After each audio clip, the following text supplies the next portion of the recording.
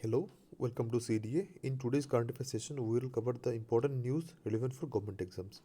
तो आज का जो करंट अफेयर सेशन है इसमें 8 इंपॉर्टेंट टॉपिक्स के ऊपर डिस्कस किया जाएगा जहाँ से जो गवर्नमेंट एग्जाम्स है वहाँ पे क्वेश्चंस आने का संभावना बहुत ज़्यादा है। तो चलो शुरू करते हैं। तो नंबर वन जो पॉइंट है क्या है देखो कि prime minister Modi to chair the 5th annual conference of chief secretaries in new Delhi. हर आप लोग जानते होंगे कि हर स्टेट में एक चीफ सेक्रेटरी होता है जो डायरेक्टली हेल्प करता है स्टेट का सीएम को। तो ये जितने भी स्टेट है हमारे इंडिया के इसके जो चीफ सेक्रेटरीज है इन लोगों के साथ एक कॉन्फ्रेंस करेंगे हम लोग के प्राइम मिनिस्टर मोदी जी। तो ये इम्पोर्टेंट है, तो क्वेश्चन आ सकता है इसके ऊपर। और नंबर टू जो इम्पोर्टेंट पॉइंट है वो क्या है कि R Praggnanandhaa and Anish Giri win a global chess league title 2025। तो ग्लोबल जो चेस लीग है ना उसमें कौन जीता है इस बार का टाइटल? आर प्रगनंदन अनिश गिरी ने। और वो लोग कौन सा टीम से खेल रहे थे? एल्पाइन एसजी पाइपर्स, ये उन लोग का टीम था। यहाँ से उन लोगों ने पार्टिसिपेट किया था। ये लोगों ने इस सीज़न 3 टाइटल को जीत लिया। तो ये कहाँ पे हुआ था? मुंबई में हुआ था। तो यहाँ से भी क्वेश्चन आने का चांसेस है क्योंकि चेस से हर कोई एग्ज़ाम में क्वेश्चन बनता है, वहाँ पे चेस से क्वेश्चन रिलेटेड देते हैं। तो ये भी इम्पोर्टेंट था नंबर वन। नंबर थ्री जो पॉइंट है इम्पोर्टेंट है वो भी, Armenia unveils official butterfly logo for COP17। Conference of the parties biodiversity के ऊपर जो होगा वो नेक्स्ट टाइम कब होगा? 17th वाला अर्मेनिया में होगा। और अर्मेनिया ने क्या किया? अनवील किया ऑफिशियल बटरफ्लाई लोगो। अनवील मतलब प्रकाशित करना या उसको ओपन कर दिखा दिया, मतलब क्या लोगो होगा उन लोगों का। तो बटरफ्लाई लोगो होगा उन लोगों का इस बार जो 17 जो होगा कॉन्फ्रेंस ऑफ पार्टीज आर्मेनिया में। तो उन लोगों का लोगो यहाँ पे दे दिया है बटरफ्लाई। तो नेक्स्ट ये क्वेश्चन यहाँ से भी इम्पोर्टेंट बनता है, ये क्वेश्चन आ सकता है एग्जाम में। और नेक्स्ट जो इम्पोर्टेंट पॉइंट है, central government expands no mining zone provide robust protection to the Aravallis. जो अरावलीज रेंज है उसका प्रोटेक्शन के लिए सेंट्रल गवर्नमेंट ने क्या किया? नो माइनिंग जोन को एक्सपांड कर दिया। तो कोई भी तरह का माइनिंग वहाँ पे नहीं होगा। कोयला हो या आयरन कुछ भी यदि मिनरल मिलता है तो वहाँ पे माइनिंग नहीं हो सकता अभी अरावलीज, क्योंकि अरावलीज जो हमारे लिए बहुत इंपॉर्टेंट है। तो इसीलिए उसमें नो माइनिंग जो डिक्लेयर कर दिया गया है। तो अरावलीज जो है वो कौन से स्टेट्स में है? अरावलीज जो रेंज है गुजरात में है। गुजरात हो गया, राजस्थान हो गया, राजस्थान में भी वो कवर करता है, हरियाणा है, और फाइनली दिल्ली भी, दिल्ली में भी कुछ जो है दिल्ली का एरिया में भी है। तो ये क्वेश्चन इंपॉर्टेंट है। तो कहाँ कहाँ पे अरावलीज कौन सी स्टेट्स में पाया जाता है? गुजरात कवर करता है, राजस्थान, हरियाणा, दिल्ली, ये इंपॉर्टेंट है। लेकिन स्टेट्स कहाँ कहाँ पे वो है अरावलीज रेंज। तो नेक्स्ट जो इम्पोर्टेंट पॉइंट है, IIT दिल्ली डेवलप्स आइला।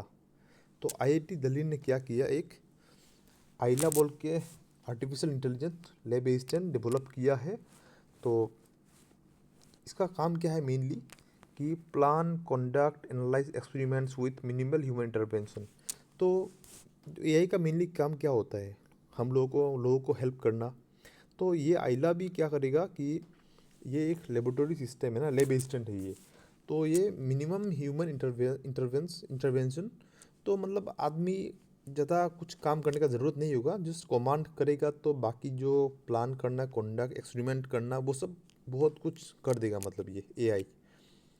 तो ये इम्पोर्टेंट होता है। तो क्वेश्चन तुम्हारा आ सकता है डायरेक्टली कि हु डेवलप्ड आइला। तो क्या बोलोगे? IIT दिल्ली। तो ये इम्पोर्टेंट है नेक्स्ट, क्योंकि हम लोग भी AI का डेवलपमेंट में बहुत आगे बढ़ रहे हैं। अमेरिका, चाइना तो डेवलप कर ही रहा है, हम लोग भी इसमें रेस में हैं। तो इम्पोर्टेंट है ये क्वेश्चन। तो नेक्स्ट नंबर 6 जो पॉइंट है, Gujarat becomes a tiger state again after 33 years. 33 years बाद फिर से गुजरात क्या बना? एक टाइगर स्टेट बना। इसका मतलब क्या है? 33 ईयर्स पहले क्या था कि गुजरात में टाइगर पॉपुलेशन बहुत ही कम था, बहुत ही कम था। इसलिए उसका जो टाइगर स्टेट का जो दर्जा था वो उससे छीन लिया गया था। तो अभी फिर से उसने गेन कर लिया और फिर से वो टाइगर स्टेट बन गया।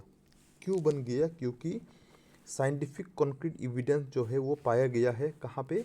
टाइगर्स, मतलब वहाँ पे एविडेंस मिला है कि बहुत सारे टाइगर्स वहाँ पे है। रतन महल जो सेंचुरी है गुजरात में, उसमें बहुत सारे टाइगर्स का प्रेजेंस मिला है, साइंटिफिक एविडेंस मिला है। तो इसीलिए फिर से उसको टाइगर का जो दर्जा है टाइगर डिस्ट्रिक्ट का, वो फिर से उसको मिल गया। ओके, तो ये यहाँ से भी कुछ क्वेश्चंस एग्जाम में आ सकता है। नेक्स्ट नंबर 7 जो पॉइंट है, Rashtra Prerna Sthal inaugurated in Lucknow in honour of Atal Bihari Vajpayee. हम लोग का जो फॉर्मर पीएम है अटल बिहारी वाजपेयी, उसके लिए राष्ट्रीय प्रेरणा स्थल इनॉग्रेट किया गया है। कहाँ पे? लखनऊ में। लखनऊ कहाँ पे? यूपी में है ना, यूपी में है। तो to mark the 101 birth anniversary, 101 साल बर्थ एनिवर्सरी जो है अटल बिहारी वाजपेयी का हुआ था, जो भारत रत्न मिला था उसको, तो उसको मार्क करते हुए वो इसको इनॉग्रेट किया गया है, राष्ट्रीय प्रेरणा स्थल। तो क्वेश्चन आ सकता है, इन विच स्टेट या इन विच प्लेस राष्ट्रीय प्रेरणा स्थल वॉज इनॉग्रेटेड? लखनऊ। और किसने इनॉग्रेशन किया था? हम लोग का प्राइम मिनिस्टर नरेंद्र मोदी ने इनॉग्रेट किया था। तो डायरेक्टली क्वेश्चन आ सकता है एग्जाम में। नेक्स्ट जो इम्पोर्टेंट पॉइंट है, international cello day.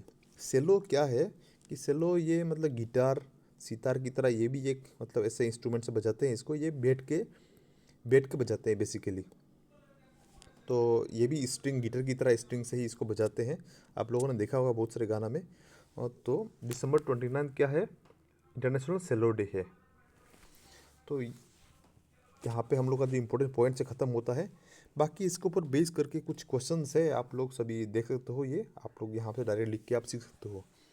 5th annual conference of chief secretaries कहाँ पे होगा? और ये किसके ऊपर हो रहा है? Human develop capital for develop India. तो मेन जो सेंट्रल थीम है इसका, जो थीम क्या है, क्यों ये 5th कॉन्फ्रेंस जो हो रहा है, इसको मेन किसके ऊपर बात करेंगे? Main theme human capital for develop India. तो ये कौन चेयर करेंगे? प्राइम मिनिस्टर नरेंद्र मोदी, जितने भी स्टेट के जो चीफ सेक्रेटरीज है। ग्लोबल चेस लीग कौन जीता है? हुई team win? Alpine SG pipers. थोड़ी देर पहले बोला भी था, ये क्वेश्चन आ सकता है।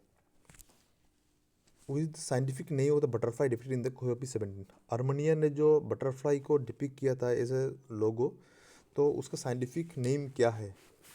साइंटिफिक नेम है पोलियोमटस एडिवानेसिस। तो ये क्वेश्चन इम्पोर्टेंट है ये। Which ministry has imposed a ban on new mining leases in the Aravalli mountain range? तो अरावली माउंटेन रेंज में जो न्यू बैन पॉलिसी लाया गया है माइनिंग में, तो वो कौन सा मिनिस्ट्री ने इम्पोज किया ये ban? Ministry of environment forest and climate, इसने। तो क्वेश्चन आ सकता है कौन सा मिनिस्ट्री किया है, क्योंकि वैसे भी देखो एनवायरनमेंट को बचाना है, तो उसको माइनिंग रोका है तो कौन ही करेगा? वो मिनिस्ट्री ऑफ एनवायरनमेंट ही करेगा, फॉरेस्ट एंड क्लाइमेट चेंज। तो वही क्वेश्चन ये भी इंपॉर्टेंट है, एग्जाम में आ सकता है। AILA was develop by researcher from which, किसने डेवलप किया था आइला? ये भी क्वेश्चन इंपॉर्टेंट है, बोला ही था, आईआईटी दिल्ली।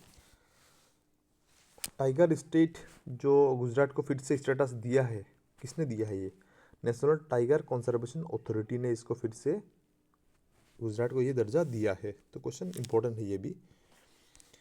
हु इनॉग्रेटेड राष्ट्रीय प्रेरणा स्थल? राष्ट्रीय प्रेरणा स्थल किसने इनॉग्रेट किया था? जस्ट अभी पढ़ा ही था, prime minister Modi. Main objective of cello day, international cello day तो हुआ था, तो ये मेन ऑब्जेक्टिव क्या था? Highlighting the historical and cultural significance of the cello. Cello आज भी हम यूज़ करते हैं, जो गाना वगैरह में सेलो का यूज़ किया जाता है, हिस्टोरिकली बहुत पुराने पहले से यूज़ हो रहा है, तो उसका सिग्निफिकेंस को रखना, हाईलाइट करके इसको मनाते हैं। मेन ऑब्जेक्टिव है ये।